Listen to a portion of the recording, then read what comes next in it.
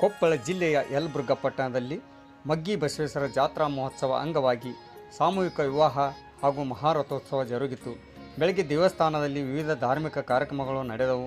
ನಂತರ ಸಾಮೂಹಿಕ ವಿವಾಹ ಕಾರ್ಯಕ್ರಮವು ಸಂಸ್ಥಾನ ಹಿರೇಮಠದ ಸಿದ್ದರಾಮೇಶ್ವರ ಸ್ವಾಮೀಜಿ ಹಾಗೂ ಶ್ರೀಧರ್ ಮುರುಡಿ ಹಿರೇಮಠದ ಬಸವಲಿಂಗೇಶ್ವರ ಸ್ವಾಮೀಜಿ ಸಾನ್ನಿಧ್ಯ ವಹಿಸಿ ಆಶೀರ್ವಚನ ನೀಡಿದರು. ಸಮಾರಂಭದಲ್ಲಿ ದೇವಸ್ಥಾನದ ಸದ್ಭಕ್ತ ಮಂಡಳಿಯ ಸರ್ವರು ಮುಖಂಡರು ಉಪಸ್ಥಿತರಿದ್ದರು. ಸಂಜೆ ನಡೆದ ಮಹಾರಥೋತ್ಸವವು ಅಪಾರ ಭಕ್ತ ಸಮೂಹ ಮಧ್ಯೆ ವಿಜೃಂಭಣೆಯಿಂದ ಜರುಗಿತು. ವರದಿ ವಿ.ಎಸ್. ಶಿವಪ್ಪಯ್ಯನಮಠ, ಯಲಬುರ್ಗಾ.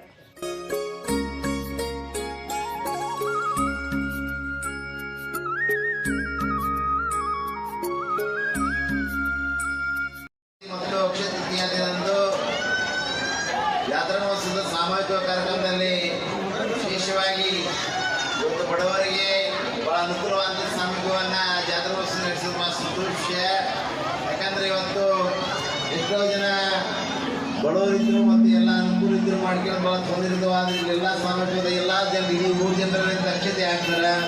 ಅಂಥ ವಿಶೇಷ ಸಂದರ್ಭ ಯಾರಿಗೆ ಸಿಗಲ್ಲ. ಸಂದರ್ಭದಲ್ಲಿ ಎಲ್ಲರಿಗೆ ಅಕ್ಷತಾರೋಪಣ ಆಗಿ ಭಾಳ ಸಂತೋಷ.